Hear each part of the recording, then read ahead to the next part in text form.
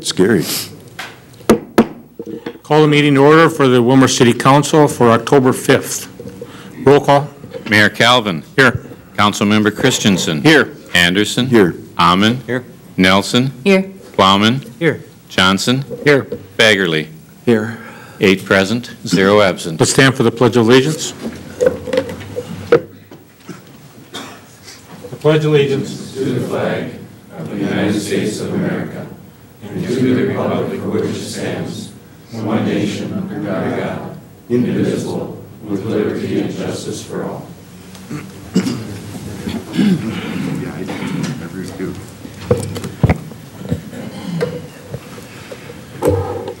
Are there any proposed additions or deletions to the agenda? Seeing and hearing none, I'll entertain a motion for the consent items. Move to approve. Second. Motion been made and seconded to approve the consent items. Discussion. All those in favor of the motion signify by saying aye. Aye. Motion passes. Scheduled hearing. Mr. Peterson? Consideration of ordinance to rezone from G1 to Ag, I think that is. It's exactly what it is. Mayor Kelvin, members of the council, this is the final step in the transfer of land from the city of Willmar to Willmar Poultry Company for their new facility being constructed at the wastewater treatment plant. In order to make the zoning consistent with the development, it's necessary to rezone that site from government institutional to agricultural. The GI district, which is not gastrointestinal, but sometimes wonder. It's been easier than that, hasn't it? Some days. Does not allow for any uses other than public uses. So it's a recommendation of staff that the council adopt the ordinance, sign it a number, and publish it for the second time. Okay, the public hearing is open. Is there any discussion? Seeing and hearing none, we'll bring it to the council. Move to approve. Second. Second. Motion been made and seconded to approve the consideration of ordinance to rezone from GI to AG. Discussion. Councilmember Amman. Thank you, Mr. Mayor. As far as it being changing it to agricultural, how does that differ? Is there different definitions of agricultural land? If you put a building on it, I mean, it's going to be used for commercial use, isn't it? I'm just wondering why it isn't zoned commercial, because it's a business that's going to be running out there, some kind of a processing facility, correct?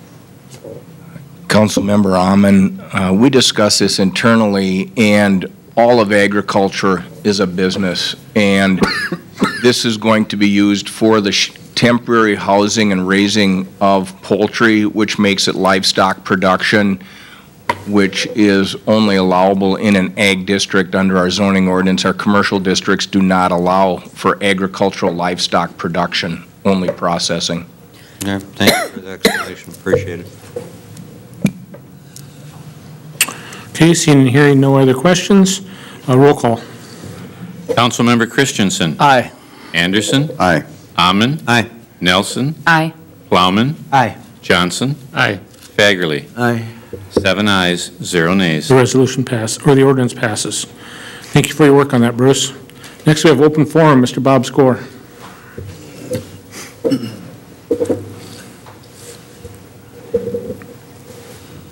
Bob Score, 617 Southwest 14th Street. Kevin? I got her going. After Labor Day, it was brought to Hold my on just a attention. minute, Bob. Hold on just a minute. Go. Okay, go ahead. I got my timer going. After Labor Day, it was brought to my attention that the flowers in downtown Willmar had not been looking so great. So I went up and checked myself, but I have a suggestion.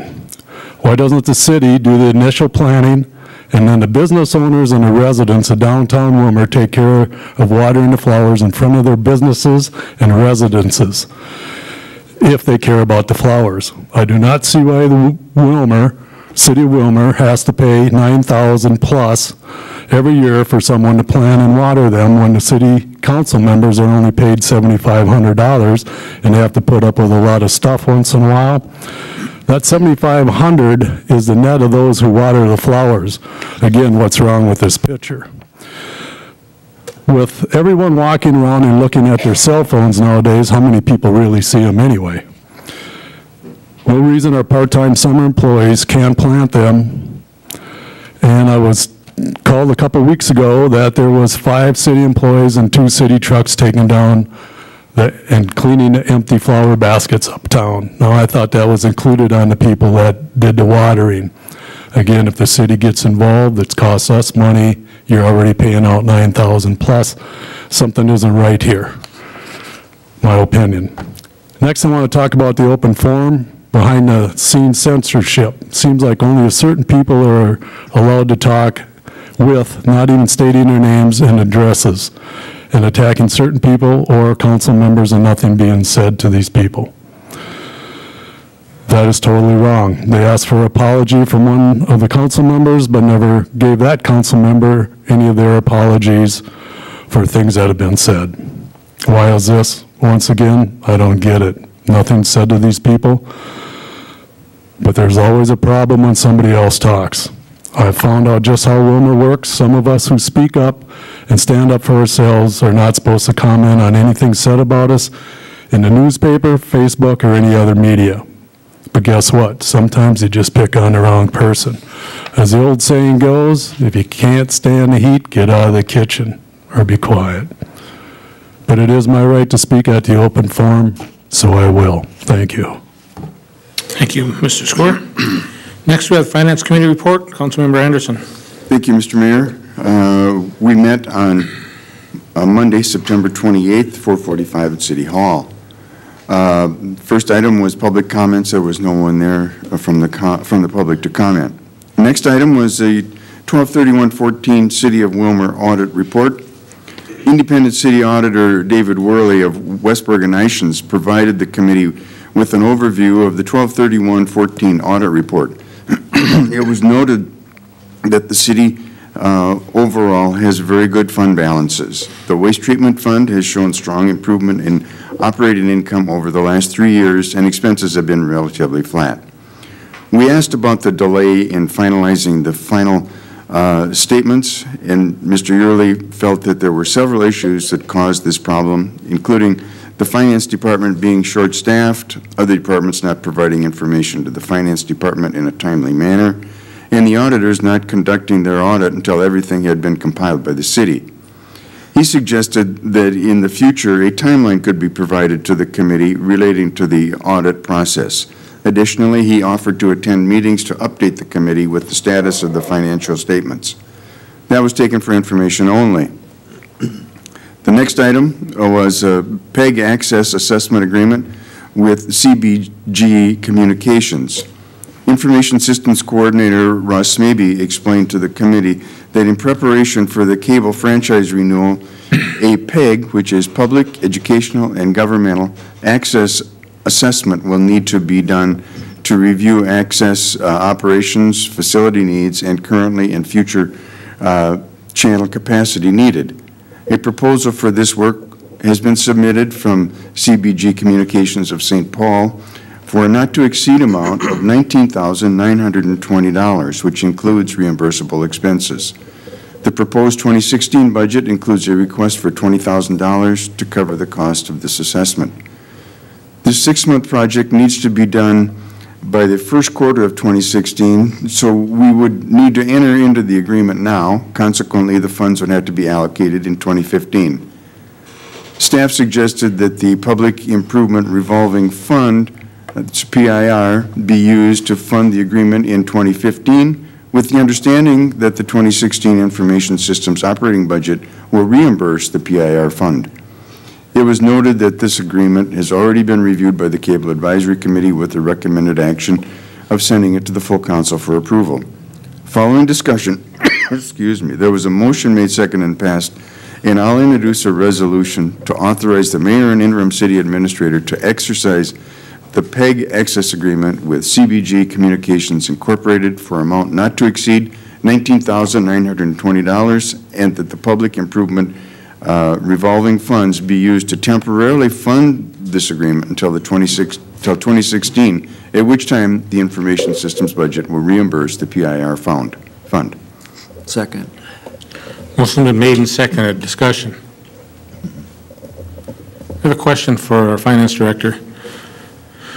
Steve, on this particular issue, I should have talked to you about it when we met this afternoon, I apologize, but on the $19,920, is there not that amount of money in the current operating budget for IT now? I mean, why would we take it out of PIR when we don't even know what the expenditures for 2015 are? Mr. Mayor, members of the council, it's my understanding from IS Coordinator Smeby that he had submitted that into the 2016 budget. I'm not sure that he has reviewed his 2015 budget, and not having that information with me tonight, I could certainly look into that. I mean, it just seems like it would be better to pay for it out of 2015 monies rather than 2016 monies. One option would be to review his budget, and if there are available funds, reprioritize and shift something to next year if that's what the council chooses to give that direction. Thank you. Additional discussion? It's a resolution, roll call. Councilmember Anderson, Aye. Amon, Aye. Nelson, Aye. Plowman, Aye. Johnson, Aye. Fagerly, Aye. Christensen. Aye. 7 ayes, 0 nays. Resolution passes. Councilmember Anderson. The next item was Information Systems 2015 Capital Improvement Reallocation. Information Systems Coordinator Ross Smeby explained to the committee that the current HVAC system at the RAC 8 building cannot adequately remove moisture from the building, and there is no air exchanger or windows that allow for air circulation. After an analysis by multiple contractors, it was determined that a dehumidifier and air exchanger were needed for the building. One of the quotes also included reattaching heater cores in the building, since there's a concern that the current heater for the building is not adequate. Also, leaks in the basement need to be sealed to avoid future flooding. Staff is recommending that this work, including reattaching the heater cores and sealing the basement leaks, be done by Bulletproof Mechanical of Willmar for their bid of $43,219. Funds could be allocated from the 2015 capital outlay budget for thin clients, which was not being done at this time.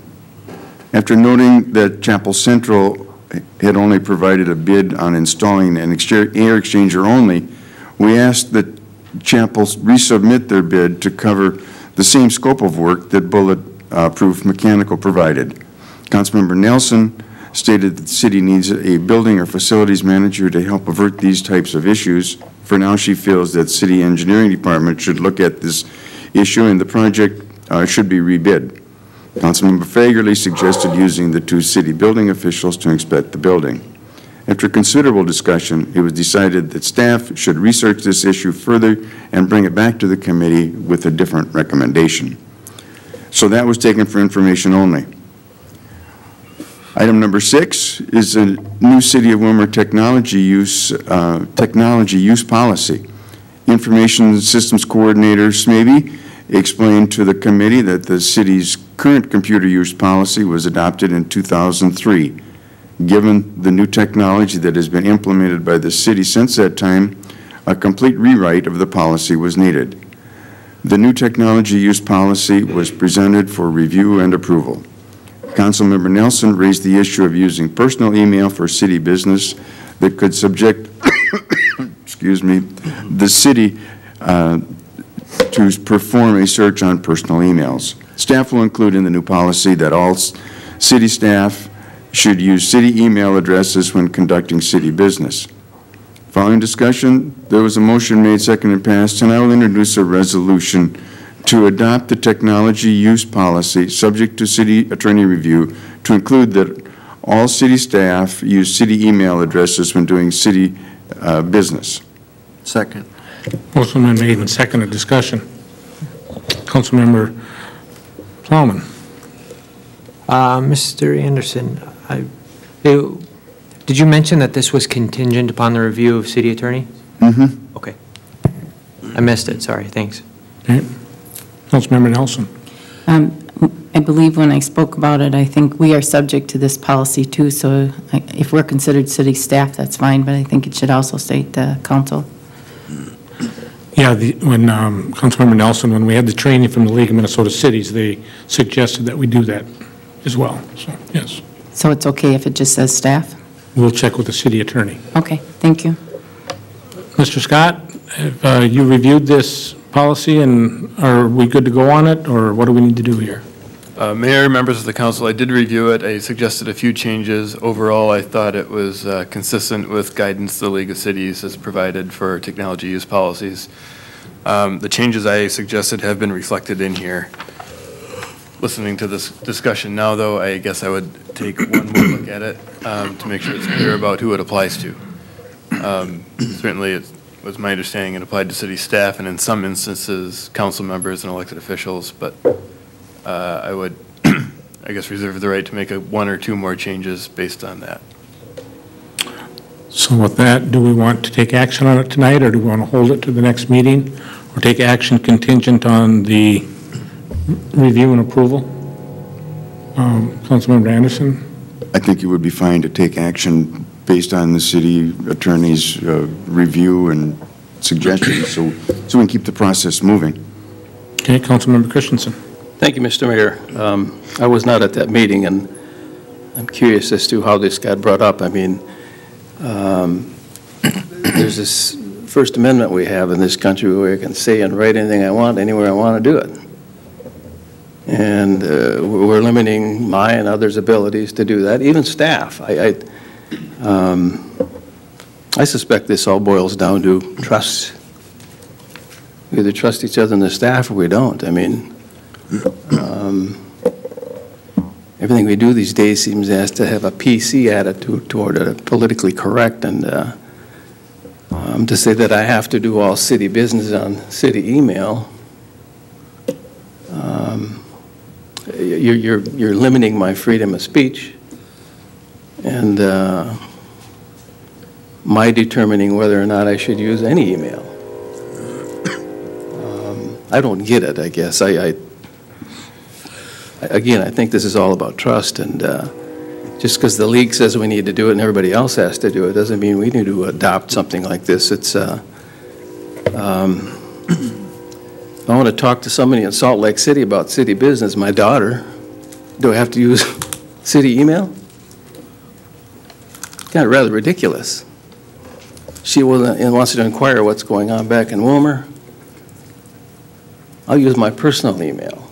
I mean, this is, to me, it's getting a little carried away, and it's about trust. It's somebody here isn't trusting staff or the council people, and I don't quite get it.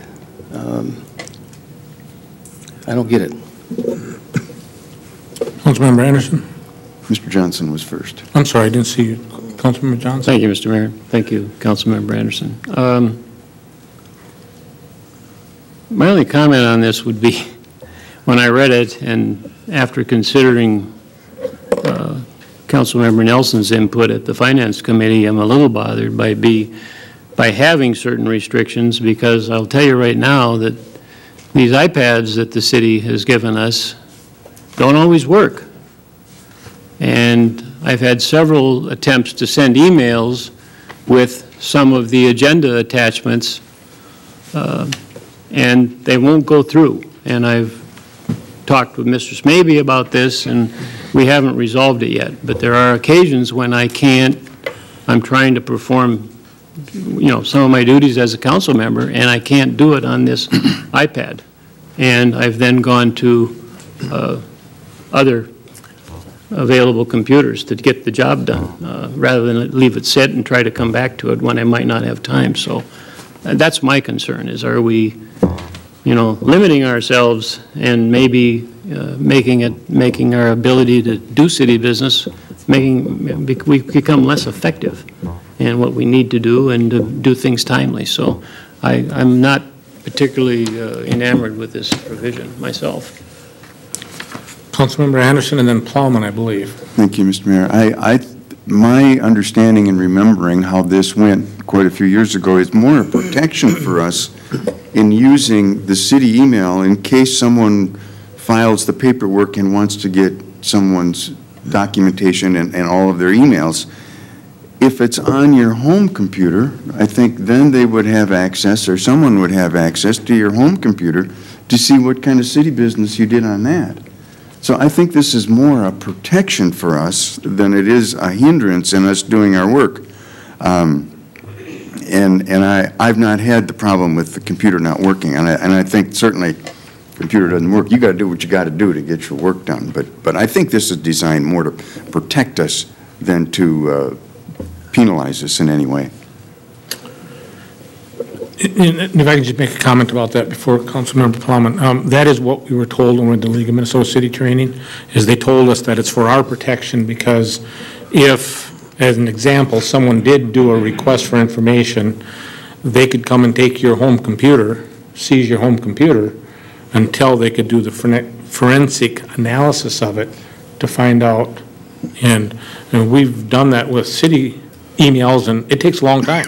I mean, I think the one that, Mr. Scott, that you worked on, I think took weeks, if not longer, on one request that you had received, if I remember correctly, earlier this year. Councilman, Yeah, just generally on this point, Mayor, council members, city data is public data generally, and that's true no matter where it's stored. Right. So, I mean, again, the reason the league has recommended that cities enact policies like this that requires business to be conducted on city equipment or through the city email addresses is to narrow the scope of what needs to be searched when data requests are made, or in the course of litigation where there's, subpoena power and you actually could access someone's personal device if there was city business conducted on that. It's really to try and foreclose that as a possibility and to narrow the scope of the places where data can be that is either public or discoverable in litigation. So that's the rationale for it. okay, thank you. Councilmember Plowman. Thank you, Mr. Mayor. This is a question for Mr. Scott.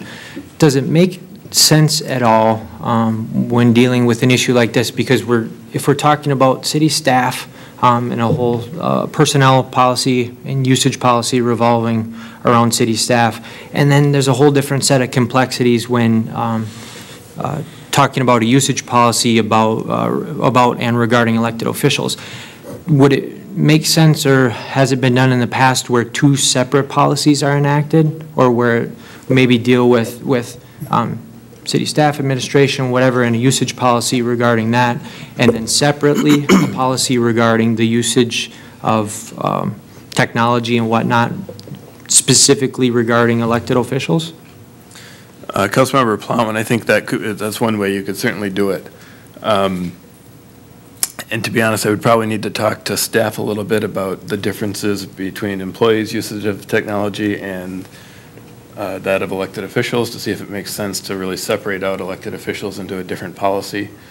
Now, for example, my understanding is employees may have city-issued computers, tablets, cell phones. I could be wrong, but I think that council members only have tablets. Mm-hmm. So maybe it makes sense to segregate out the tablet policy or do a tablet policy for city council members. Having said that, I don't think it's insurmountable to be able to address both in one policy. I guess it's really a matter of preference for you as the council. Okay. Councilmember Plowman, a follow-up?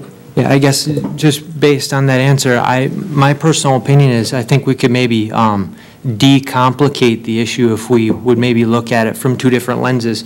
Number one, usage of technology and whatnot within the city regarding administration and staff. And then two, just because it's a different set of issues and complexities regarding we as elected officials and our usage. Maybe it would be easier if we went down that road, maybe looking at this first policy specifically regarding staff and then a subsequent policy for elected officials if necessary. It's just my thought. Okay. Councilmember Christensen, followed by Anderson, followed by Nelson. Wow. Thank you, Mr. Mayor. It seems that across this country, politicians, elected officials, are being handcuffed. The open meeting law and now this. We can have all the laws, rules, regulations, and policies, and we're still not protecting us from us. I mean, that's what this is about, protecting us from us. Who would start an investigation? I mean, I'd say, well, I think Councilman Johnson's got something on his computer. I think you should go over and do this. I mean, we should send us some forensic analyst. I mean, this is ridiculous. Who would do it? Who would start that? Somebody that doesn't trust somebody? What's the penalty if somebody finds out I've been using my cell phone to talk to Mr. Anderson about a city business policy or something? Is it a misdemeanor? Is it enough to be recalled? I mean, where are we going here? What's next? My phone? Can I not call somebody and can I talk to Robert Scott, or do I have to record it? I mean, where's this all leading to? It's all about trust. We've been elected and trusted by our constituents to do the job we're supposed to do, and they're talking about a policy to handcuff us some more. I mean, it's, I don't get it. Okay, try to move us forward here. Looking for new information on the same issue, which is the technology use policy. We have two things on the table, not a motion, but discussion around two things. One is, do we adopt this policy for staff, come back and have another one for council, or we continue the path with just an amendment for council? Councilmember Anderson, followed by Nelson. Just very briefly, I think that Councilmember Plowman has struck upon something that makes sense, that we put this in for staff and then figure out what's right for us, and I don't think we need to make it any more complicated than what it needs to be, but we do need to stay up with the times. Okay, Councilmember Nelson. Just a clarification, we're talking about an email address. We're not talking about a home computer. You can set your city email up on any computer that you want to. So you can check your city emails from any computer.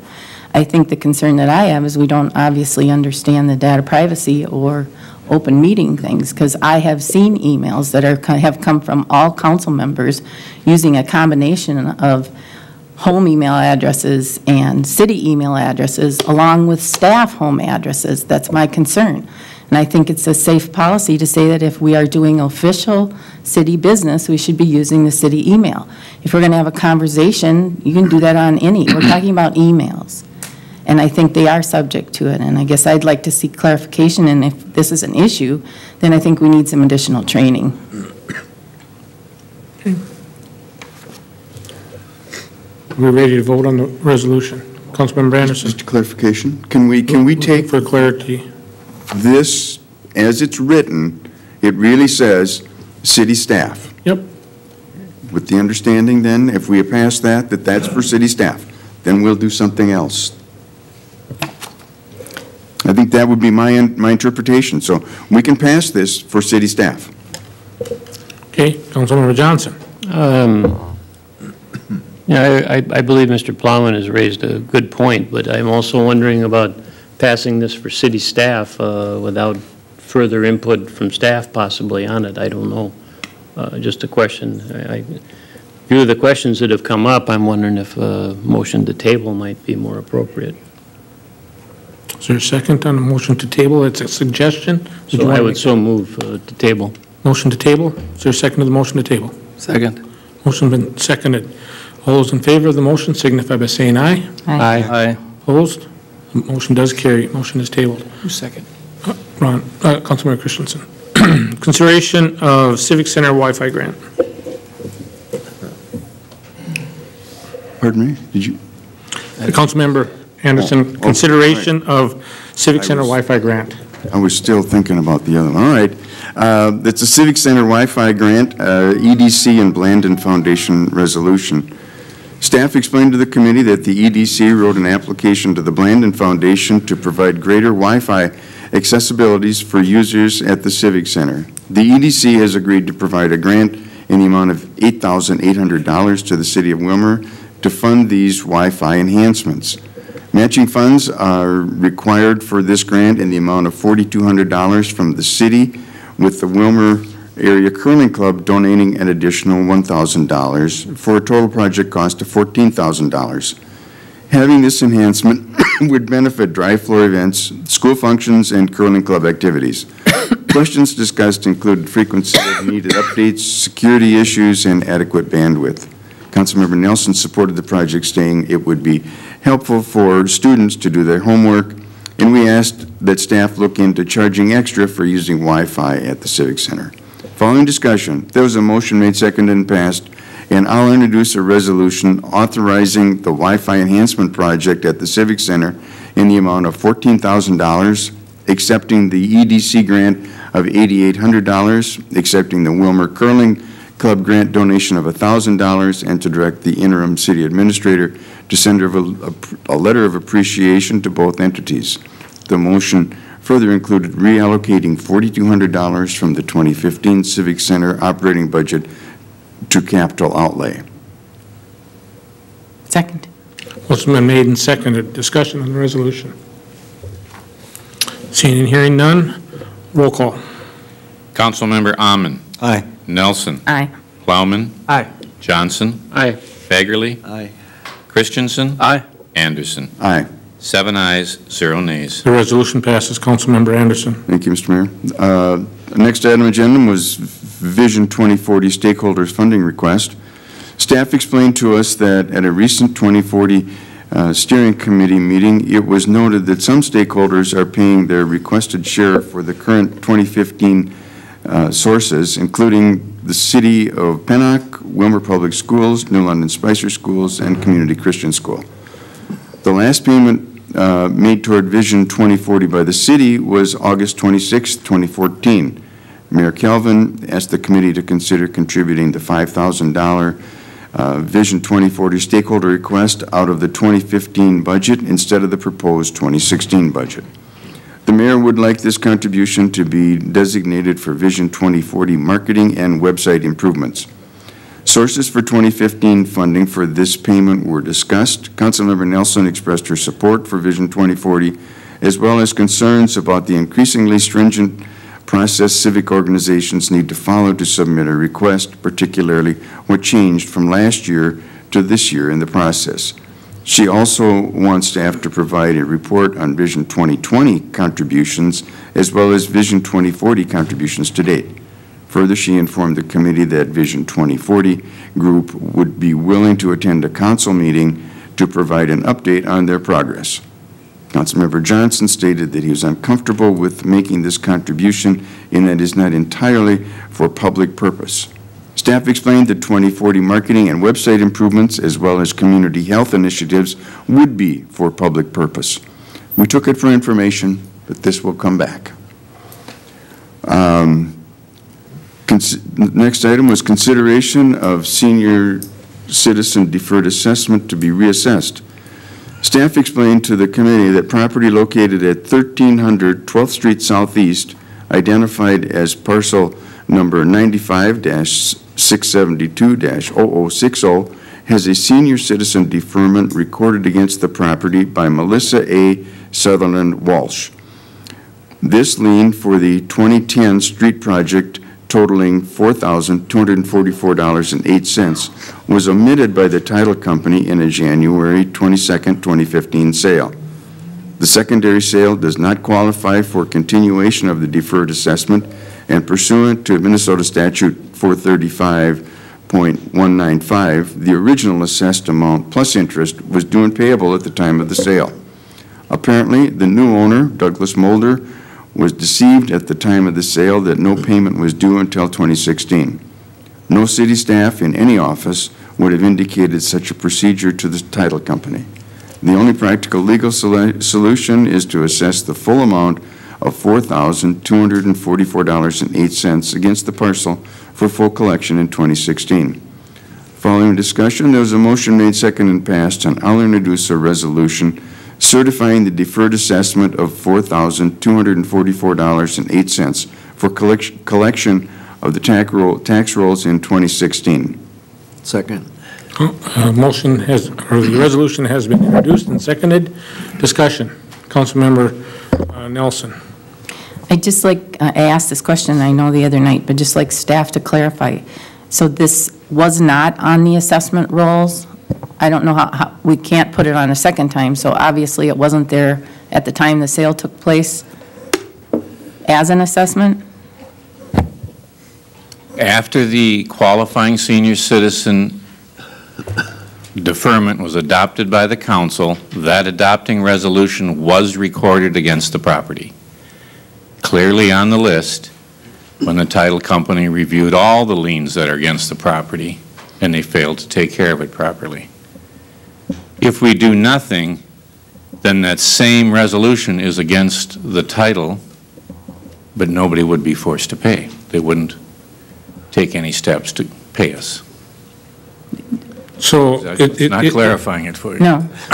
So it's on the Try card again. at City Hall, is that right? Pardon me? It's on the card at City Hall?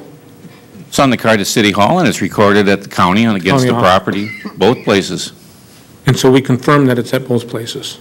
Yes, we have confirmed that. Does that answer your question? No, Alderman it Nelson? feels like if it's already there, it should just be paid. If we're doing it again, it would be assessed twice. So, but if one's deferred and one's not, that's fine. It's just recorded against the property to pay at a sale. And the title company is required to catch all those things and pay us. And they did not catch it. So it's still sitting there with no action would happen if we didn't take this initial step and get it in the hands of the county auditor. Councilmember Plowman. Thank you, Mr. Mayor. This question is for Mr. Scott. Are you aware of this type of situation happening elsewhere? And when a title company misses something like this, typically who is liable for missing that? Well, ultimately, I mean, the assessment is a lien on the property.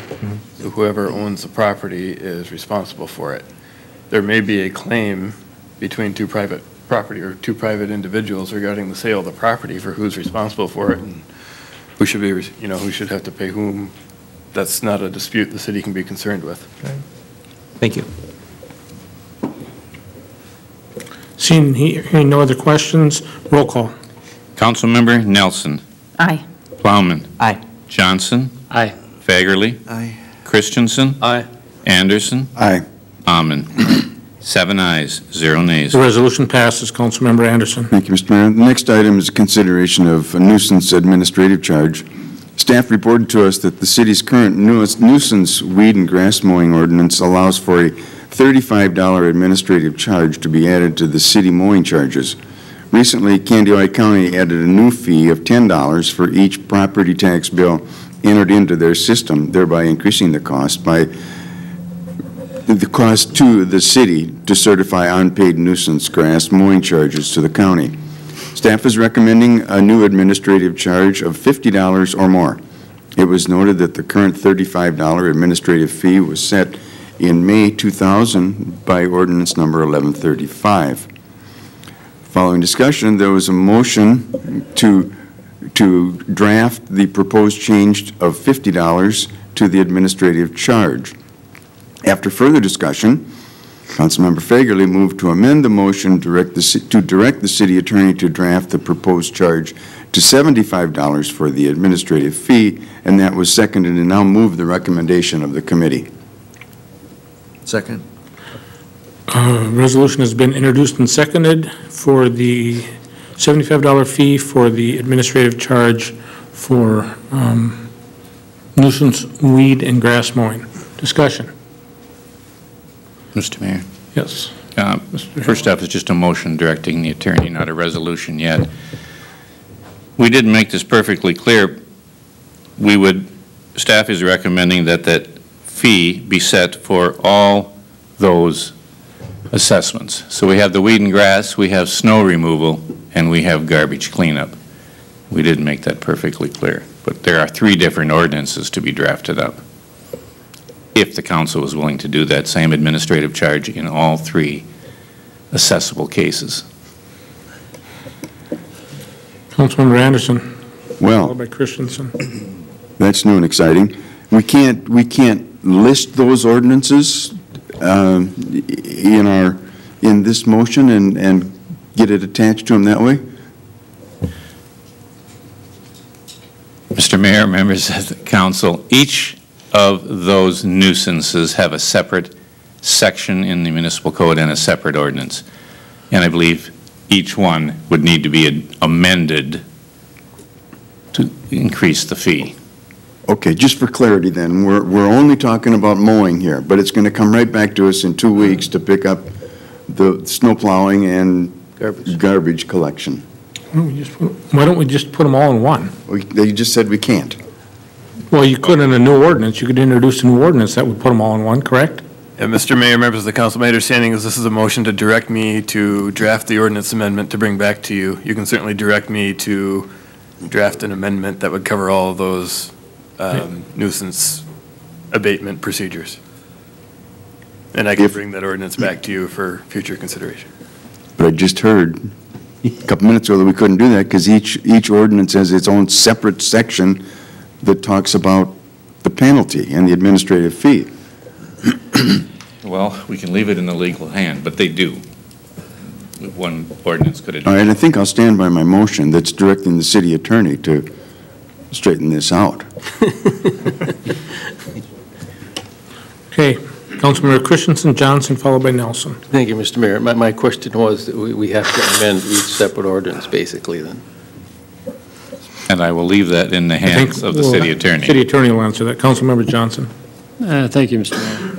I have a question for you, Mr. Scott. In drafting this ordinance, right, is it possible that rather than use these specific dollar amounts, that we incorporate by reference such a thing as determined that the penalty or nuisance fee or whatever we want to call it would be as determined by resolution of the council from time to time, duly published or whatever is required?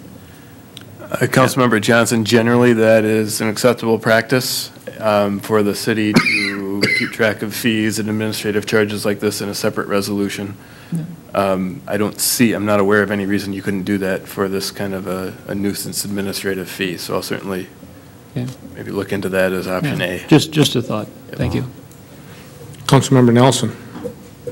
Just a clarification, we're doing this because the county is increasing a fee to us, but the fee that we got from the county only pertained to, the discussion we had was regarding grass and that. So are they assessing us for the other things? Yes, also? they are. Yes, they are.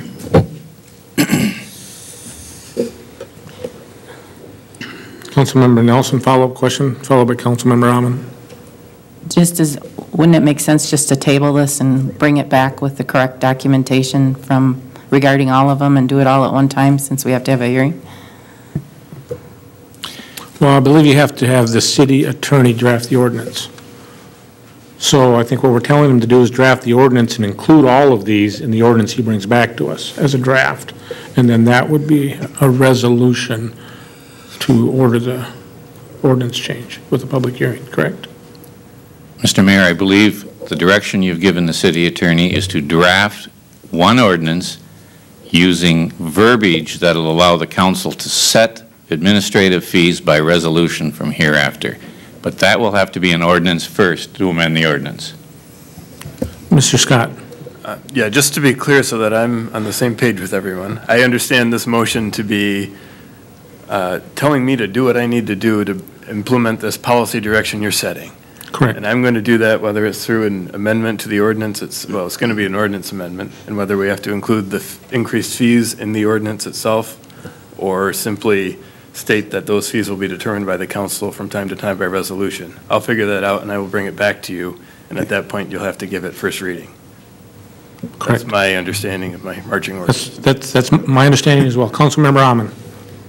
My question isn't really related to the resolution or what process we have to go through. My question and concern has been, as I'm sure many people in the city council have been dealing with this on and off for many years, is the frequency of violators who don't seem to maintain their grass. And I know that might be a different issue, but I did talk to Kevin Halliday a while back about some people in my neighborhood who had continually, it seems to be an ongoing process of after 12 to 16 inches high, the grass, you have to call the city to have them move to cut their grass.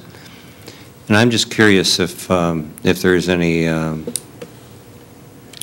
merit to considering a staged violation fee on that people that are continually violating this as repeat, you might say repeat offenders, that maybe there should be a scale. I can see that, you know, $50 might be excessive by some people's opinion, but $75 is getting up there, $100 would even be more. And I'm just wondering if there maybe couldn't be a sliding scale for repeat offenders based on the amount of calls that we have. Okay, I think that's a good idea. Maybe that should come when we talk about our fees, and when we talk about those at the beginning of the year. That might be a good idea to talk about those. So let's stay on to the motion that's at hand. Additional discussion on the motion at hand. Councilmember Nelson? Will you repeat the motion?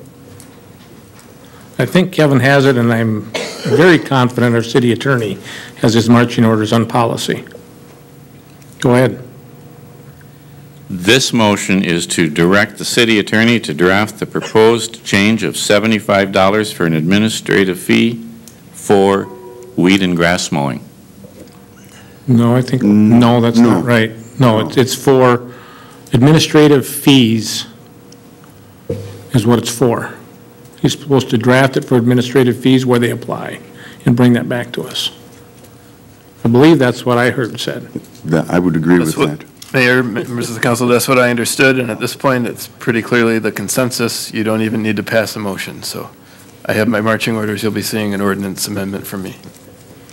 Okay, council, what do you wish to do? You want to pull your motion in second? Yeah, it has been.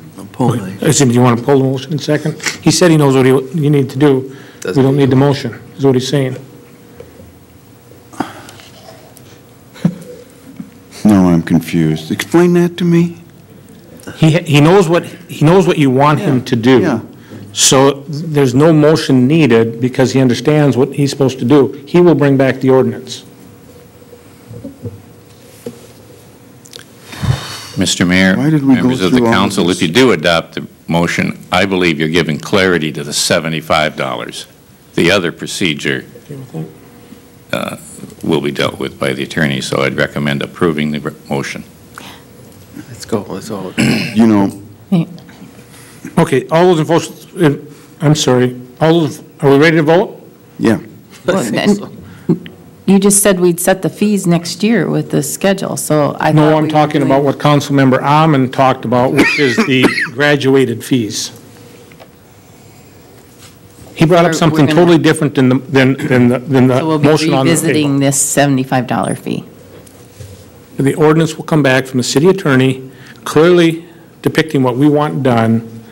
What Councilmember Amon talked a totally different subject about mowing, but a graduated schedule, and we could talk about that when we adopt fees. In addition to the $75 fee? Correct. Okay, thank you. Mr. Mayor, it actually is not a separate, they're two different issues, but they're both very blended well together because the total cost that the person is going to be assessed on their tax rolls is, so it is. No, yeah, it's related. I mean, I don't want to make it sound like. No, but they are separate in a way, Yeah, yes. this is a $75, what you're proposing is a graduated. Before I get confused, let's vote. All those in favor of the motion signify by saying aye. Aye. Opposed, same sign. Motion does carry. Councilmember Anderson. Thanks, everybody. Now, we got one item left. That's a land rent issue. Staff explained to us that the lessees of agricultural land lease Tract 8 has requested permission to install drainage tile on the property at no cost to the city, and subsequently are also requesting that their lease be extended an additional 4 years for the same rental rate, which would bring the expiration date of that contract to December 15th, 2022. Copies of the new proposed land lease for Tract 8 were provided. Following discussion, there was a motion made, second, and passed, and I'll introduce a resolution to authorize the mayor and city administrator to execute the agricultural land lease extension for Tract 8 as presented. Second. Motion's been made and seconded for the resolution to extend the agricultural land lease as described. Discussion. Roll call. Councilmember Plowman. Aye. Johnson. Aye. Fagerly. Aye. Christensen. Aye. Anderson. Aye. Amon. Aye. Nelson. Aye. 7 ayes, 0 nays. The resolution does pass. Councilmember Anderson. Under miscellaneous, I just reminded the committee that on October 12th, next Monday, the finance meeting will be here, and it will include the department directors' presentation of their respective 2016 budgets. Unless there's further questions, I would move to file these minutes. Second. Motion been made and seconded to file the minutes. I have a question on the Vision 2040, on the public purpose discussion that happened. I think if you look at what happened in the last week on all the issues revolving around Vision 2040, we had, today we talked about the broadband grant. We talked about the housing study, leadership training that is going on by Vision 2040. They have, I believe, 29 people serving on that. These are new and upcoming leaders in our community, not only in the city of Willmar, but also Candiotay County. And so I clearly think that there is a public purpose for the request. I've been very clear in my support for Vision 2040, and I just want to reiterate that when this comes back, if there's questions about it, I certainly would stand for those questions. Also, for the good of the order, I was the chair of Vision 2040 Steering Committee, and concern had been brought to me by a member of the public that there may be a conflict of interest because of that, so I have resigned myself as the chair of Vision 2040 Steering Committee. I'm still on the steering committee, but I'm no longer the chair. So I just want to make the council aware of that had happened. And that has all happened within the last month. So with that, any other discussion to the motion to file the minutes? Seeing and hearing none, all those in favor signify by saying aye. Aye. Aye. The motion does carry. Public Works, Public Safety, Councilmember Christensen. Thank you, Mr. Mayor. We did meet Tuesday, September 29th at 4:45 p.m. City Hall. There were no public comments, so we went on to our agenda. Item number 3 had to do with our bi-weekly fire and police updates. This is for information only. Our chief Felt was there, and he noted that census for that day was 172. 95 inmates were from the Department of Corrections, 75 from Candiotay County, and 1 from Big Stone County, and 1 also from Swift County. The calls for service were 821 for the previous 2 weeks. Majority of those were, again, traffic stops, public assists, and suspicious activity. The total calls for service so far this year is approximately 18 days ahead of 2014 on the same date. We discussed as a committee the continued frequency of the higher number of calls due to family services reporting, which I understand went into effect this year. Chief Felt also gave us the fire department update, as our fire chief was not at the meeting, couldn't make it. The fire calls for the previous 2 weeks were 24, 4 fire calls, 13 false alarm calls, and 3 vehicle accidents, 1 grass fire, and 2 car fires. Fire calls this year are 273, which is 34 more than last year at the same time. Went on to item number 4, which is for information only. We may wish to have a discussion on this item. It has to do with Waterview Phase 2 infrastructure.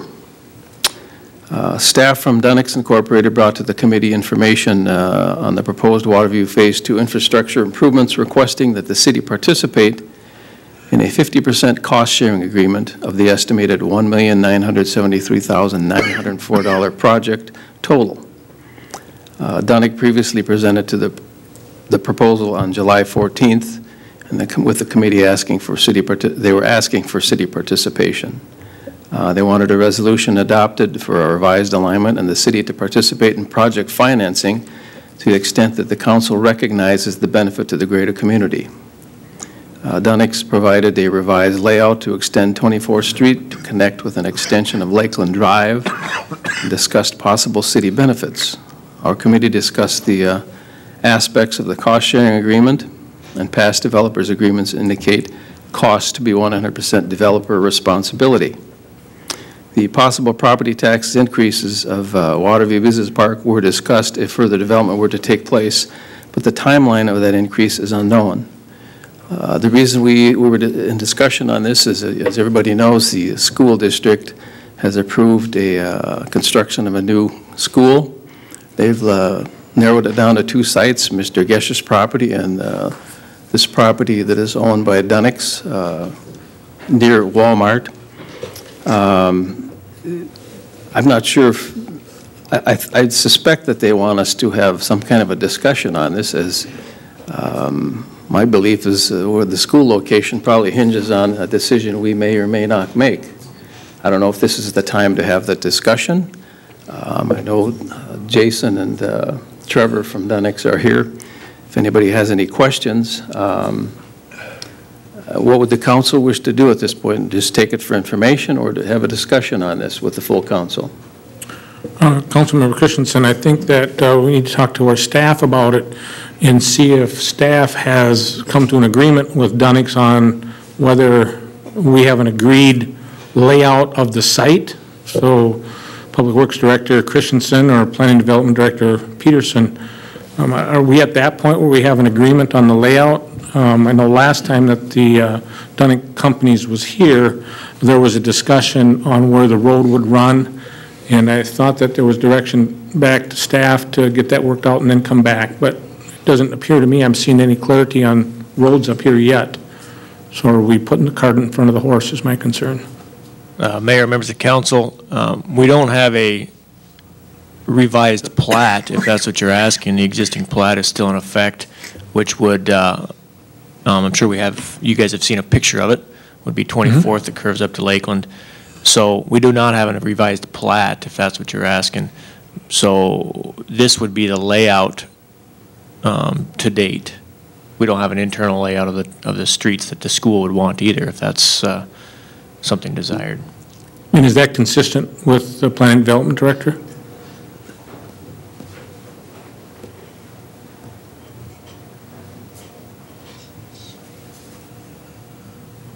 Members of the council, the process is a little bit difficult because of the unknowns that are involved with regard to each property being considered by the school district.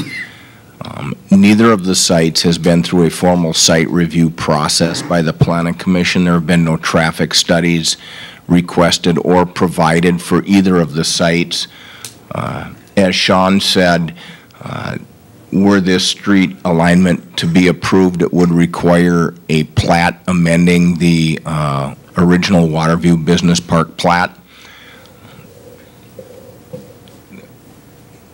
The process really is at a standstill, I believe, until some decision is made regarding city participation, at least as it relates to the Dunnick site.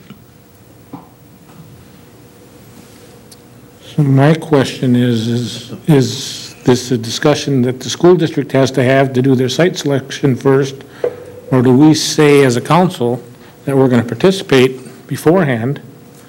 And if we say we're going to participate on this project and they pick the other project, do we then participate on that project as well? So I guess that's kind of, I mean, I was kind of hoping we would have a revised plan through Public Works on what it would look like first. Mr. Mayor, the original plat, as Dunnick said, is on the screen up there. That it goes into 24th Avenue.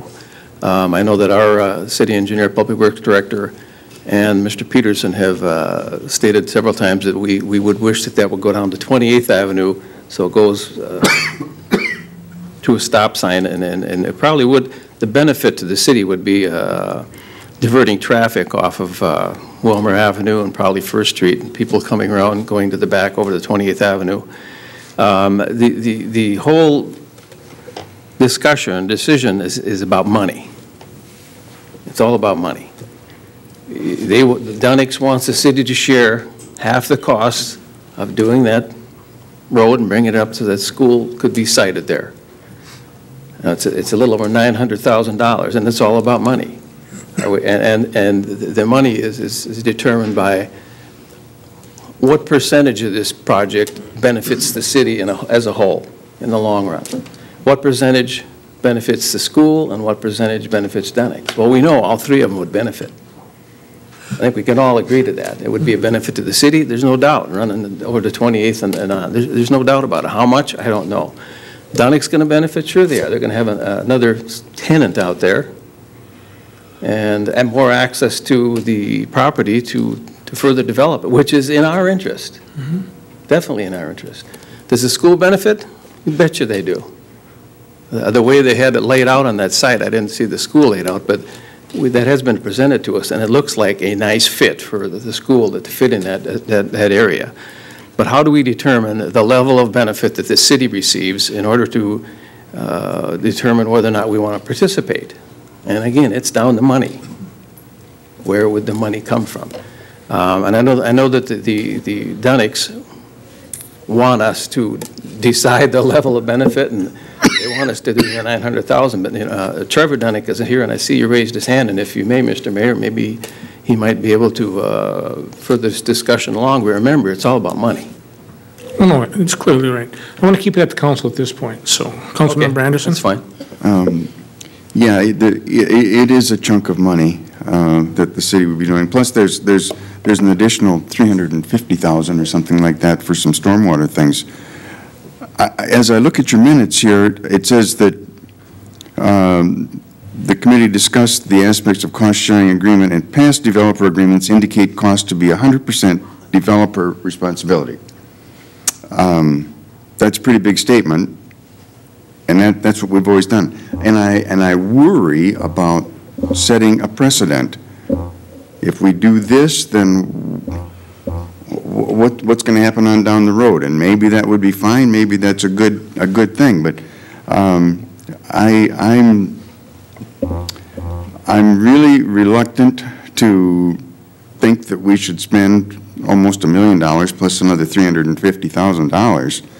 And I also kind of feel like we're being put in the middle of a bidding war, so to speak, between the two sites that the school is trying to select. So we do this, that gives this one a leg up.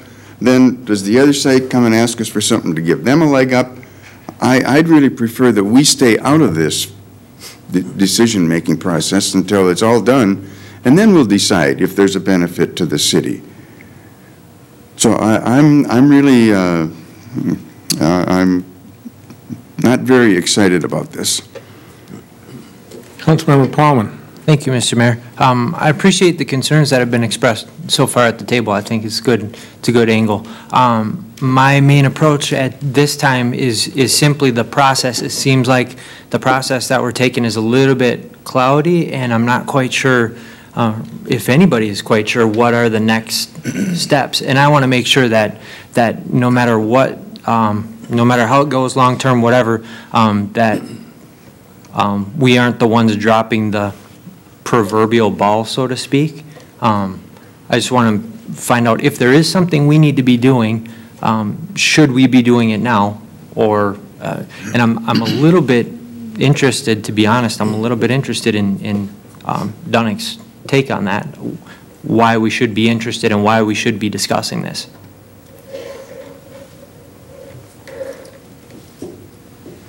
Councilmember Ahmed.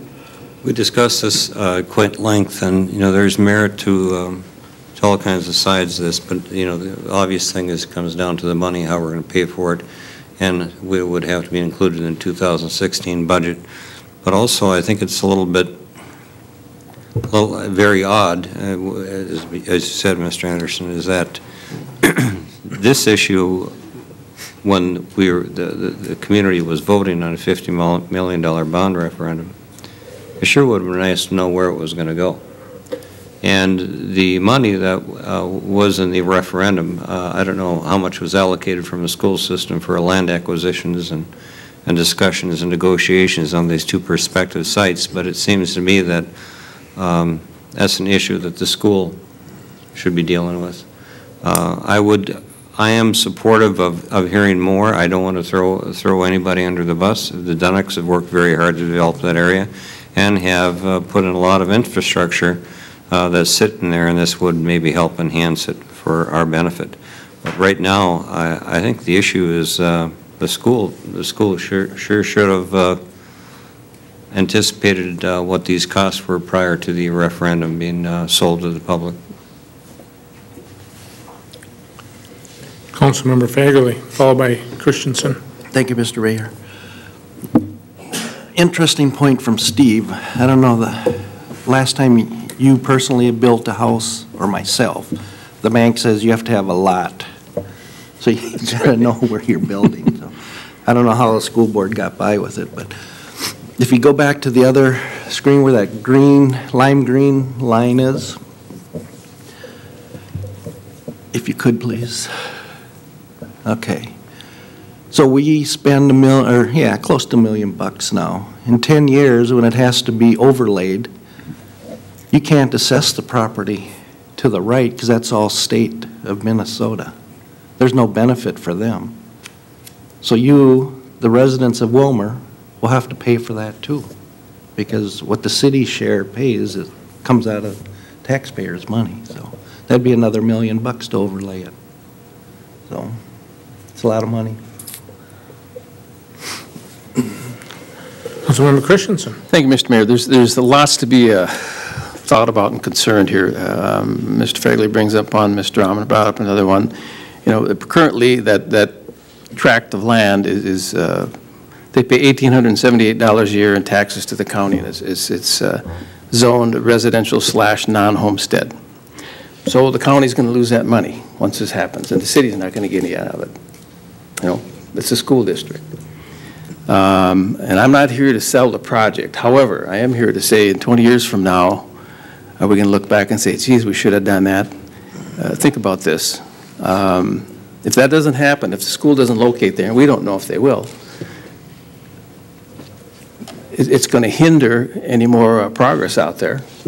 It could help more development out there, which brings more property taxes to the city, which helps us pay for other infrastructure and other things we do within the city. As far as overlaying it, I agree that that's a possibility also. Another one somebody brought up is, you know, if the school goes there, guess what? Nobody walks to school. They're all bust. Everybody be bust. There's not many to be walking to school there. If it was on a Gesh property, I suspect there's kids that might walk to school or bike to school. So all these come into play, and what they're asking is and have asked is, what level of benefit do we see? Does the city think they would see in an amount of dollars if this project were to go forward? Is it 900,000? Is it 200,000? Or is it zero? But think about it. We can't just throw it out, baby out with the wash water. I mean, it's a long-term consideration for this council. And I don't want to throw it out, but I feel the same as Dennis. We're kind of stuck here. It's like the weight is put on our shoulders, and it really shouldn't be. The lot should have been had first, like Mr. Fagley said. But think about it. And I don't think we have to make a decision tonight, but I know Dunix is waiting for something, and that's why I asked for this discussion. We need to think about the long-term effect that we'll have out there. I mean, we've got, Dunix have brought lots of property taxes to the city. They spent a lot of money on Waterview Business Park. Now granted, they've gotten value out of also. They don't sell it for anything, for nothing. I mean, but it's a long-term impact to this city in the next 5 years, 10 years, and as far as money, that's what it's about. Where would we get this money?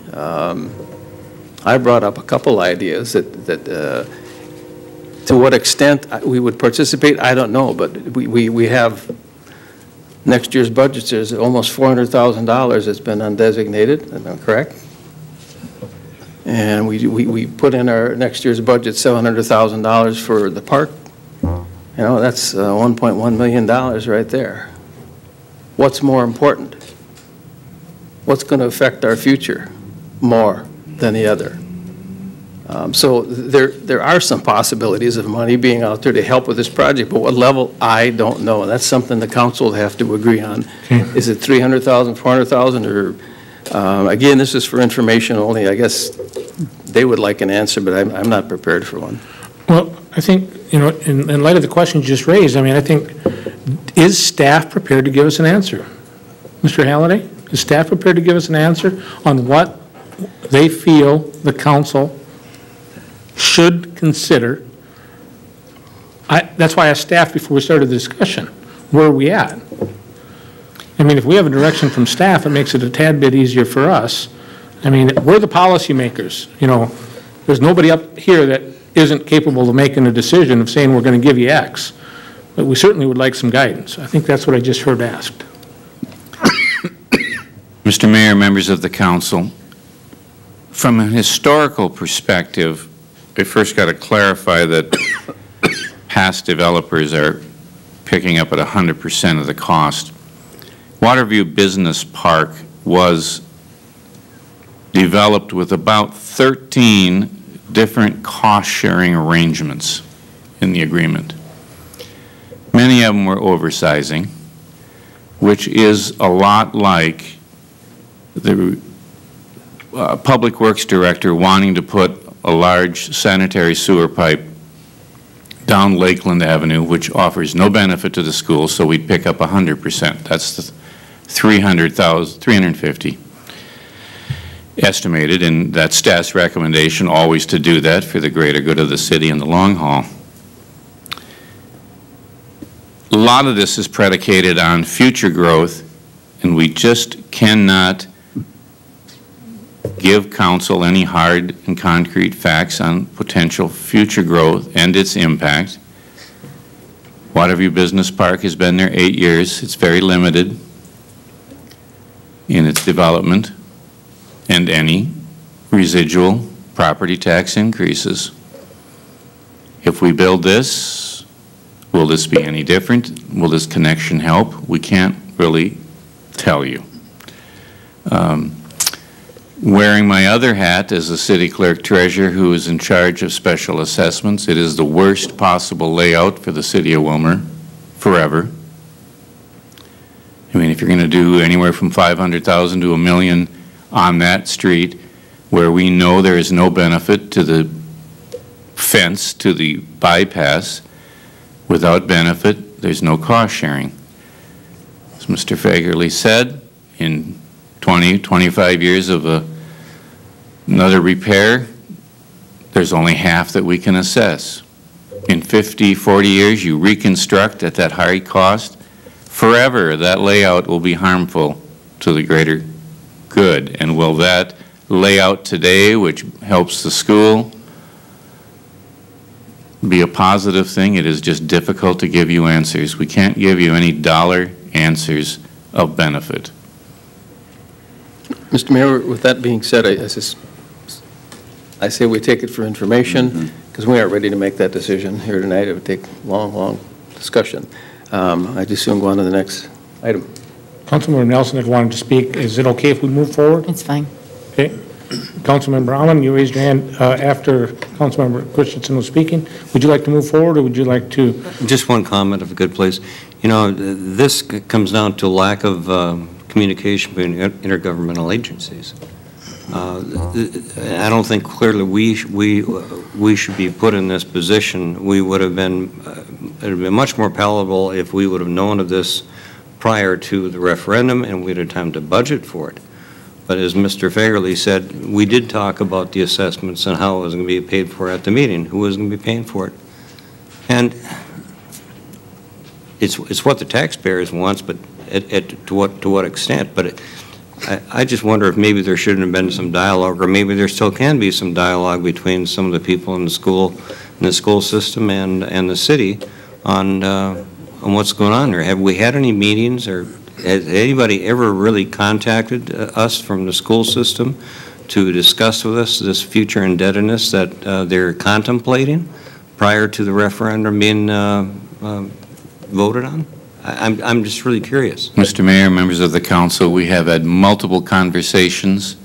The Community Development Director and the Public Works Director have had multiple phone calls, and they attended a September 28th school board meeting. I think we have talked about all options, all things that we would do in the development of Gesh Park and some of the things here. So we've been communicating. They're difficult answers. I rescind my negative comments. And another thing, Councilmember Alman, another thing is that... I guess we weren't informed of it until this came about here months ago. Another thing, before the referendum went, there's a group that meets. It's this city administrator, the mayor, the two members of the school board, county commissioners, and we meet on a regular basis. And it was talked about at that time. At that time, they told us they didn't have a site selected, which is where we still are. So, Councilmember Nelson, I'll allow you to speak because we're opening discussion a little farther than I thought we were going to go again. So, I thought we were wrapping it up. I said this the other night too, but I think we need to be careful in that the information that's coming from to us is coming from the seller. And while it has a great value to our community there, I don't think we should be involved in the school's choice with that. And so I'm good with taking this for information, but I think we need to be careful making assumptions about what the school has done and what they haven't done. Councilmember Christensen. And I have one final comment. And I think it's important. Say we don't get involved at all, and this project moves forward. They put the street in. In 20 years, who's paying for the overlay or the reconstruction? Who is it? It's us. Either way, we are. Either way, we are, folks. They could decide to do this without us. And good point. Which would be great. Okay. Let's move forward. Thank you. Item number 5. Folks, we have 230 pages in our packet. Consultant services for wastewater pretreatment program. This is a resolution. Once again, our staff brought to us for approval to award the wastewater pretreatment consultant services contract to Bolton and Mink and authorize signatures to execute an agreement in the amount of $29,875. Our staff solicited proposals from engineering firms for the development of an MPCA delegated pretreatment program as required by the wastewater treatment and PDS permit. We received 2 proposals from Bolton and Mink and Short, Elliott, and Hendrickson, with Bolton and Mink being the recommended firm for the project. Our committee discussed the need for a consultant on tasks of this nature, with staff reporting in future years. The environmental specialist should be able to handle this out at the waste treatment plant. After some discussion, a motion was made, seconded, to pass for the following, and I will introduce the resolution to award the consultant service contract of the pretreatment program to Bolton and Mink and authorize signatures to execute an agreement in the amount of $29,875. Second. Resolution has been introduced and seconded. Discussion. Seeing and hearing none, roll call. Councilmember Fagerly? Aye. Christensen? Aye. Anderson? Aye. Amman? Aye. Nelson? Aye. Plowman? Aye. Johnson? Aye. 7 ayes, 0 nays. Resolution passes. Councilmember Christensen. Item number 6 is also a resolution, has to do with the continuing professional services agreement with Donahue and Associates. Our staff again brought to us the award of a continuing professional services agreement with Donahue for the first step in the city's approved 20-year compliance schedule of the NPDS permit regarding salty discharge. SIU, which I don't know what's SIU stand for. John, do you have any Salty water idea? discharge, is it? Significant industrial users. Okay. Ooh, the big boys. That permit assistance in wastewater operations and engineering assistance is on a task order basis. After some discussion, a motion was made, seconded, to pass for the following, and I will introduce the resolution to award the continuing professional services agreement with Donahue for the NPDS permit assistance, SUI permit assistance, wastewater operations, and engineering assistance. Second. Resolution has been made and seconded. Discussion. Seeing and hearing none, roll call. Councilmember Christensen? Aye. Anderson? Aye. Amman? Aye. Nelson? Aye. Plowman? Aye. Johnson? Aye. Fagerly? Aye. 7 ayes, 0 nays. Resolution passes. Councilmember Christensen. Item number 7, also as resolution, has to do with the Civic Center HVAC improvements, change order number 1. Once again, staff brought to us the Civic Center HVAC change order number 1 in the amount of $19,567.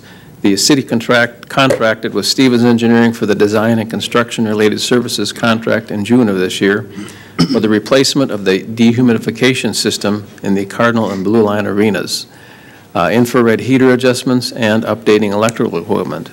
Change order number 1 adds a heating section to the dehumidification unit for Cardinal Arena. Following some discussion, a motion was made, seconded, and passed for the following, and I will introduce the resolution to approve the the Civic Center HVAC change order number 1 in the amount of $19,567. Second. The resolution has been introduced and seconded. Discussion.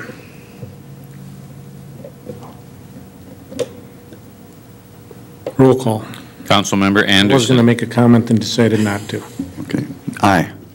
Amon. Aye. Nelson. Aye. Plowman. Aye. Johnson. Aye. Fagerly. Aye. Christensen. Aye. 7 ayes, 0 nays. The resolution passes. Item number 8. I'm going to make my comment now go after you ahead. guys passed. It would have been nice to, if that would have been caught when we had our engineer point that out to us. I mean, here's a $19,000 expense that would have been nice to catch on the front side, so. I know, I've never liked change orders. I don't think the council does as well. Sorry. Unless they're a credit to us. Credits we like, yes, credits are good. Item number 8 was for information only, has to do with playground priority 2 hazard analysis. Once again, staff brought to us for information this analysis of the priority 2 playground equipment with recommendations for the units for repair, removal, or to remain as is. The city's certified playground inspectors previously inspected the 230 individual pieces of equipment in the city's 28 parks.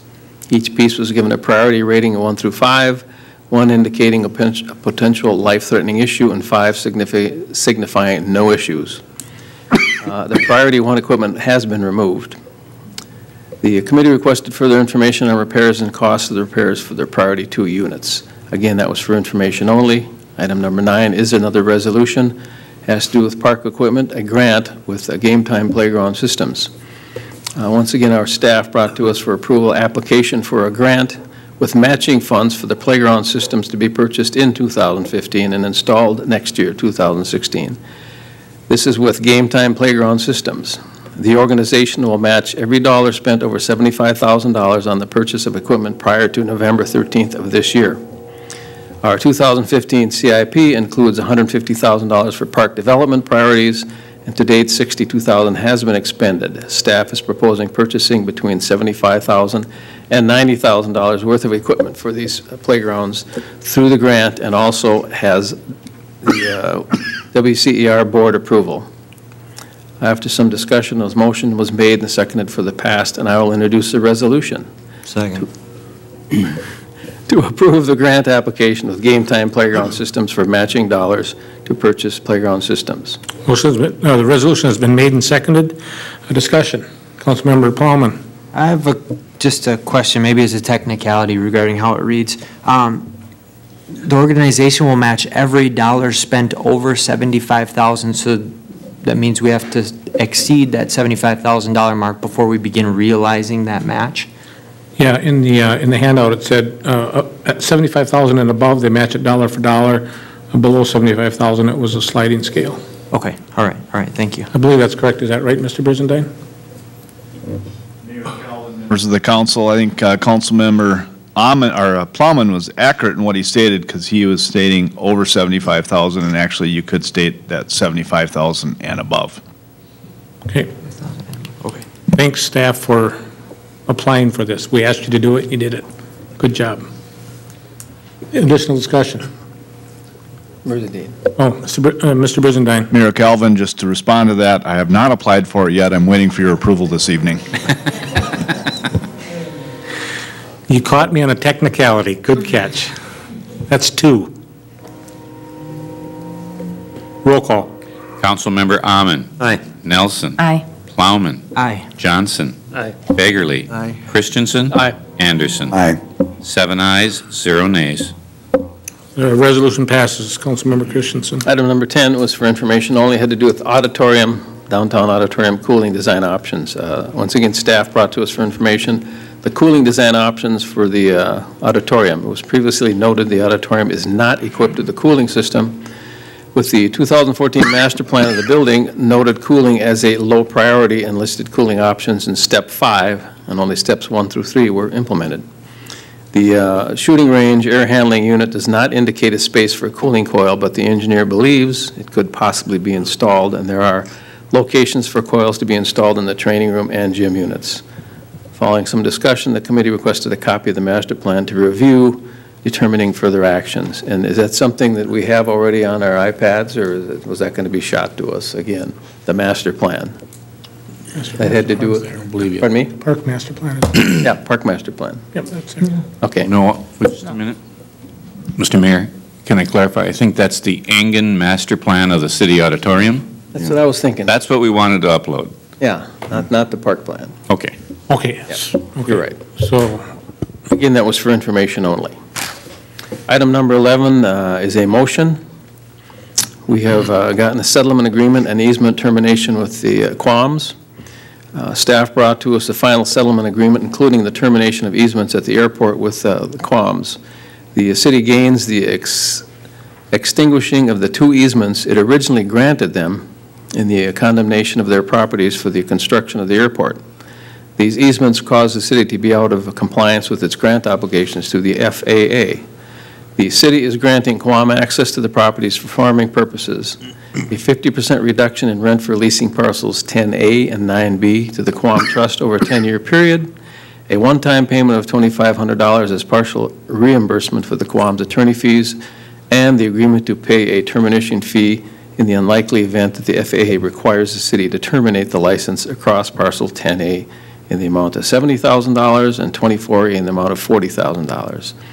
Upon execution of the settlement agreement, the FAA will release $600,000 in funds previously held due to our city's noncompliance and $150,000 annually thereafter.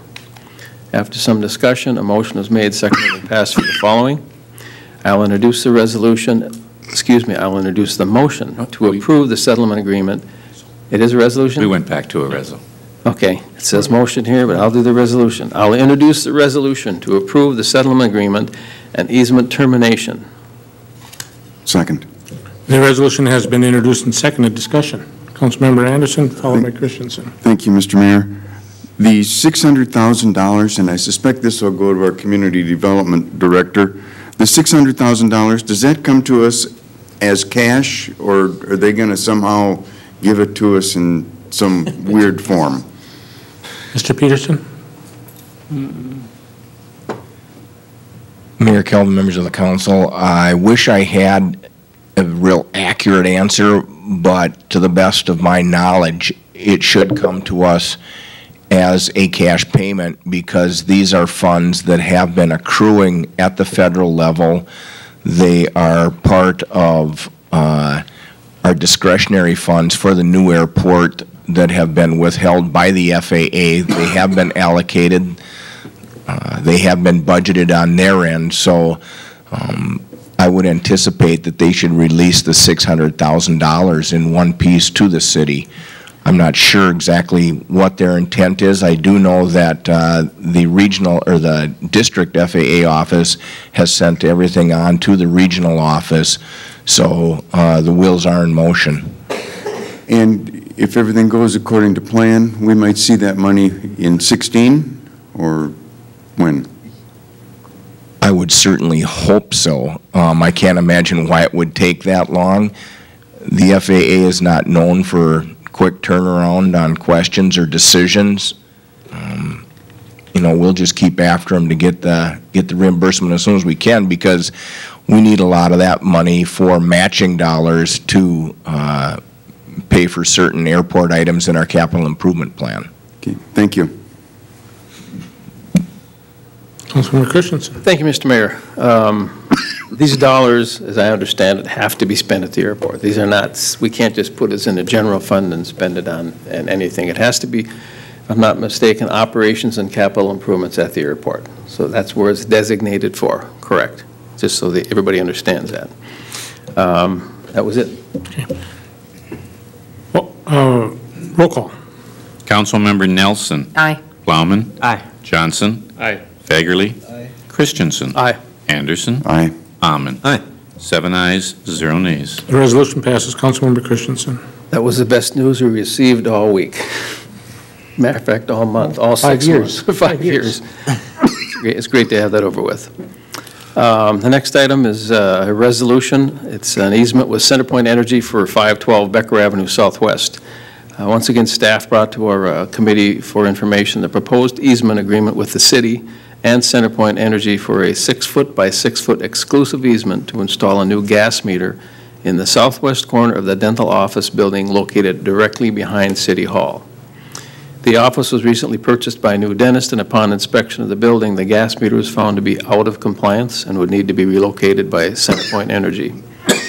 After some discussion, a motion was made, seconded, and passed for the following, and I will introduce the resolution to approve the acceptance of this easement with CenterPoint Energy for 512 Becker Avenue Southwest upon review by our city attorney, Mr. Robert Scott. Second. Resolution has been introduced and seconded. Discussion. Seeing and hearing none, roll call. Councilmember Plowman. Aye. Johnson. Aye. Fagerly. Aye. Christensen. Aye. Anderson. Aye. Amon. Aye. Nelson. Aye. 7 ayes, 0 nays. The resolution passes. Our last item was miscellaneous information, and it includes a motion. An update on the findings of the examination of overgrown vegetation of Branch 3 of Ditch 23A by Valley Brook Golf Course was requested from staff. Motion was made, seconded, and passed for the following, and I will introduce the motion to direct staff to contact the owners of the Mills property downtown to inquire about using the lot for overflow parking at events and future uses. So this is 2 issues then? But this is the only motion that was under miscellaneous, yes. Because when I read this, I was confused, because we were talking about overgrown vegetation, and then we were motioning mills. So, Yeah, the first one was for information only. The second was actually a motion to direct staff to do this. Actually, I was out of order there. I did not wait for a second. Is there a second to the motion? Second. Okay, motion been made and seconded. Discussion. Councilmember Johnson. Thank you, Mr. Mayor. I have some information or some conversation from a business owner in the vicinity of that lot. And occasionally, customers of that business and a couple others right near this vicinity or near this where this empty lot is for Mills, they park there, and I believe it's posted. I don't know how well. I haven't gone and looked at it, but they're pretty diligent, I understand, about towing people that park there, you know, that are frequenting some of our downtown businesses. So I would like to see some, well, it'd be nice if we could make some progress on this. I think that there's a need for some parking there, and it would, I understand they have liability issues, but I would think that through some lease arrangements, we could work something out, and I think it would be a benefit to add some parking space downtown, so. Councilmember Amon. Thank you. I appreciate that, Mr. Johnson. This issue has been brought up before, and I just think it's time to move on it. And I've heard the same reports of people being towed out of there. And if we can make use of it and help the downtown with the parking situation or any of those businesses, I think we should at least look into it and see if Mills is receptive to sitting down and talking about it. Okay, all those in favor of the motion signify by saying aye. Aye. Those opposed, same sign. The motion does carry. Councilmember Christensen. That being the end of our meeting, unless there's further comments or questions, I would move to file the minutes as written. Second. Motion been made and seconded to file the minutes. Discussion. Councilmember Nelson. Just a clarification on item number 8. I know staff was talking about perhaps having recommendations ready for tonight so that Public Works could continue on with that. I'm just curious if they do or not. Mr. Christensen, do you have a update for us on item number 8? Mayor, members of the council, let me get back to number 8 here. 1 second, please. What's item number 8 is what, Councilmember Nelson? The playground priority 2 hazard. I think there was a recommendation from Community Ed and Rec, and I think it's in those minutes, and I thought that there was a discussion about what was actually going to take place with the priority number 2s. Mayor, members of the council, Councilmember Nelson, I think the staff recommendation, if I may, would be to follow what the trained individuals, employees have provided for us in that document that we provided to you. And that was a couple of council meetings ago? No, that was at the Public Works Committee. Last week. Last week at Public Works, okay. Mr. Mayor? Councilmember Christensen. It states in there that the priority 2 equipment has been analyzed and with recommendations prepared for the units to be either removed, repaired, or remain as is. So it's underway or ongoing. Okay. Does that answer your question, Councilmember Nelson? I just thought that if we could take action tonight, they could go ahead and work on it. That's why I was just curious. That I thought we had had a discussion about just clarifying some of the items as to what we were proceeding with. So if we're not ready to do that, or if we're giving them permission to do it, I was just seeking clarification. Staff, do you need further direction, or do you know the intent of council? Mr. Brizendine. Galvin, members of the council, Councilman Nelson, I think what the confusion might be is at the meeting on Tuesday night, the document that Justin used was a little unclear on some of the recommendations, and we were going to have Justin go and clarify the statements that he's got in that document, and we'll bring that back to the next Public Works meeting. Okay. But I do believe staff have the direction of which way to go. You just needed clarity on what his recommendations were, I believe. So that'll come back to the next Public Works Safety? That is correct. Okay. So nothing is requested of council tonight? Okay. He said we're good, is what he said. Good. Okay. Any other discussion? Those in favor signify by saying aye. Aye. Those opposed, same sign. The motion does carry. Mr. Halliday. Mr. Mayor, members of the council, as you know, we are conducting a special election on Tuesday, November 10th in the 4th Ward. And pursuant to Minnesota statutes, we must locate qualified and trained election judges and then adopt a resolution appointing them. You have before you the list of every judge in Ward 4, precincts 1 through 3, the absentee judges, and the absentee ballot board. It is staff's recommendation that we approve the list. Move to approve. Second. Motion made and second to approve the list of election judges. Discussion. Those in favor of the motion signify by saying aye. Aye. Opposed? Same sign. I'm sorry, resolution. Thank you, Kevin. Councilmember Johnson. Aye. Fagerly. Aye. Christensen. Aye. Anderson. Aye. Amon. Aye. Nelson. Aye. Plowman. Aye. 7 ayes, 0 nays. The resolution passes. I would like to thank the election judges for stepping up and helping us with this additional task. I know I've talked to a number of them, and it is an additional day for them. Some of them are looking forward to it. I know it becomes a long day for them, so thank those people for volunteering to assist us with the process, even though they are compensated. So, council committee meeting dates, finance, Public Works. Tuesday, the 13th. Is that correct, Mr. Christensen? Yep. Tuesday, the 13th, 4:45. 13th is it? Yes. Councilmember Anderson. Thank you for helping me out of my coughing fit there. I Finance know the Committee- feeling. I had the same thing on the radio this morning, so. Yeah, well, Finance Committee will meet Monday, October 12th. That'll be here at 4:45. The budget directors will be presenting their budgets to us. I would anticipate it to be not as long as the last meeting, but you should plan on between 2 and 2.5 hours, just for planning purposes. So, October 12th, 4:45. Can you be covering revenues then as well? Pardon me? You'll be covering revenues as well? Yes, yes. We will cover revenues, yes. Full council. Full council. Full council. Yep. Councilmember Amon, Labor? 4:45 Wednesday, 14th. Okay. Community Development? No meeting. No meeting for Community Development. Just a reminder, the next council meeting will meet here, starting at 5 o'clock, and we'll meet with Gary Weirs to talk about our finalists and the selection process.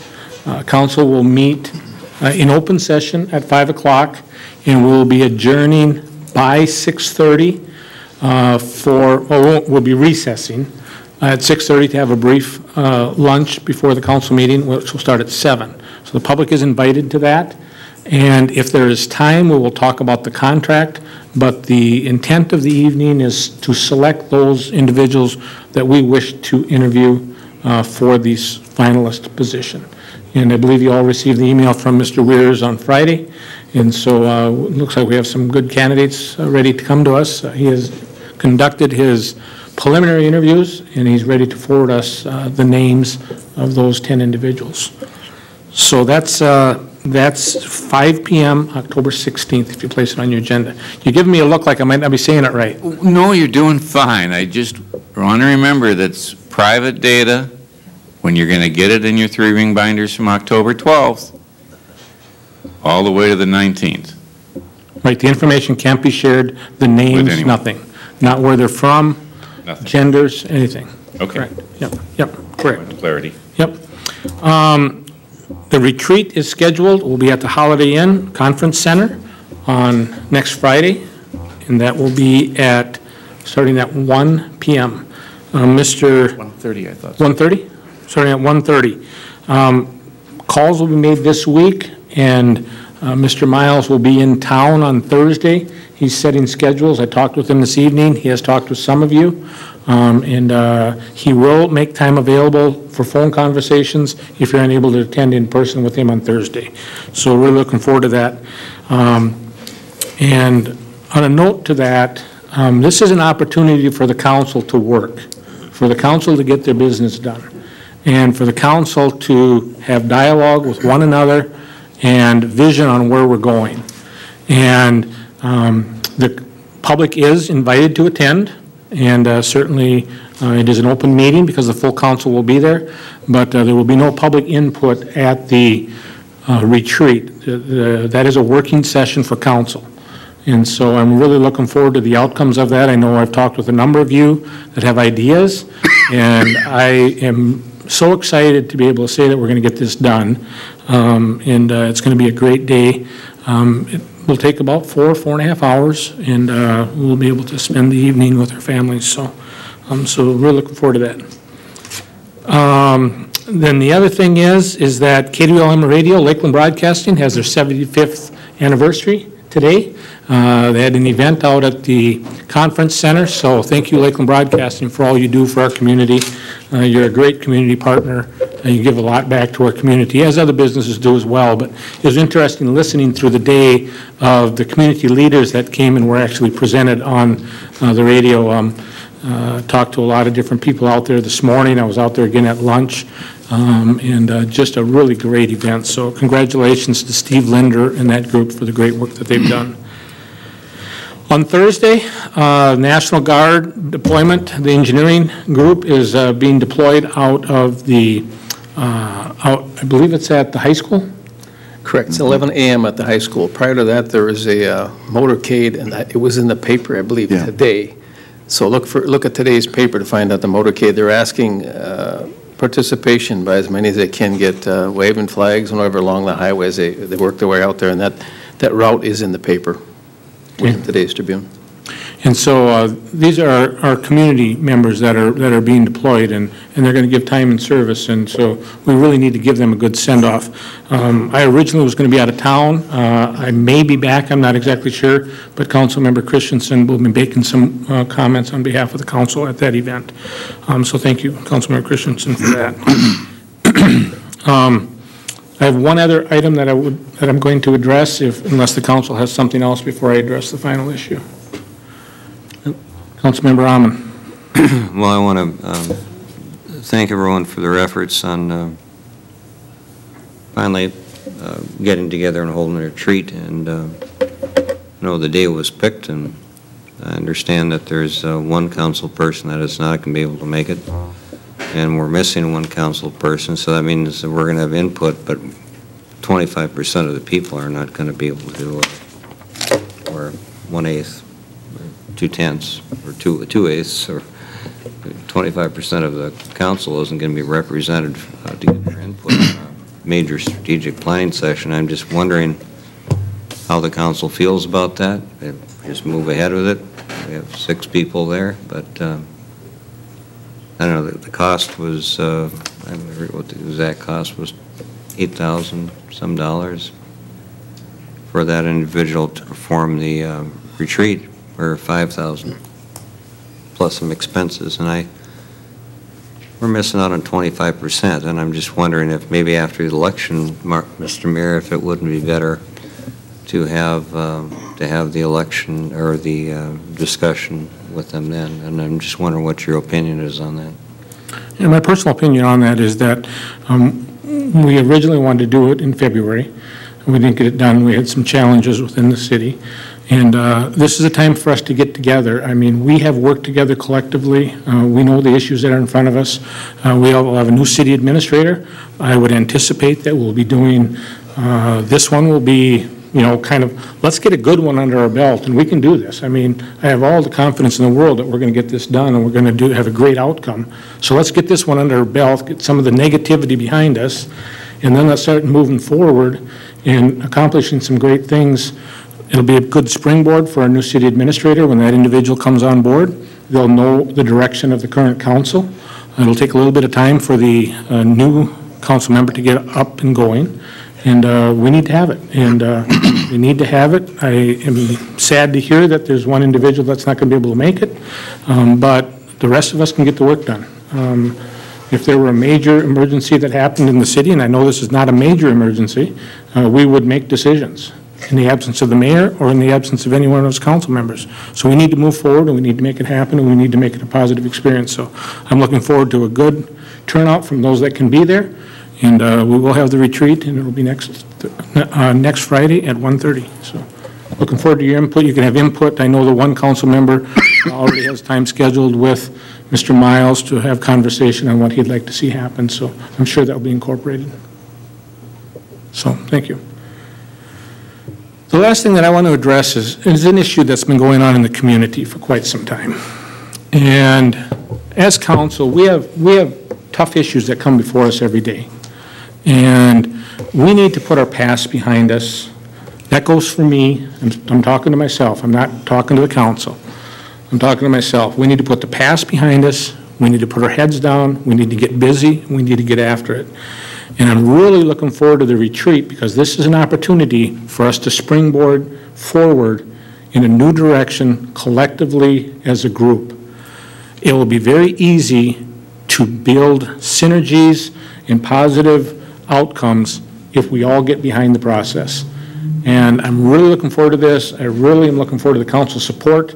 Have I made good decisions in my first 10 months on the job? There's things I definitely would do differently. But at the end of the day, we make good decisions, folks, and we're getting our citizens' business done. So as the council representative to staff, to the public, give us some breathing room. Let us do our work. Let us work on Friday. Let us collectively come together, and please let us get our work done. I'm not opposed to people coming to the open forum. I said, and I've said this to Councilmember Fagerly many times, I can take whatever somebody has to say for 3 minutes, and I can. But think about what you're saying. Is it for the betterment of our community, and is it going to move our community in a positive direction? I have a group that I meet with every Monday morning before the council meeting. And one of the individuals said to me today, he said, Marv, who are you going to encourage today? My answer is to him, I'm sure he's watching, is I'm encouraging this council. We can do good work. We just have to get behind each other. We have to support each other, and let's get after it. Let's get the people's business done. Let's get it done. And so thank you for your letting me make some comments. The community, I support you. I want to hear from you. I've been talking about having open forums where I would have get-together down at the Goodness Coffee Shop. I have invited Councilmember Amon to sit with me on my first one, but we haven't gotten a date yet. So we'll get that done. Hopefully Councilmember Amon would be willing to sit with me on that. We can get some good work done there too as well. The superintendent of schools is doing that. I believe it's just Friday. And so those of you that are interested in that, do that as well. So just my comments for tonight. I want to encourage you as council. You're doing a great job. Keep your head high, and let's get after it and get busy. So with that, I'll entertain a motion to adjourn. So moved. Motion's made and seconded to adjourn. We're adjourned.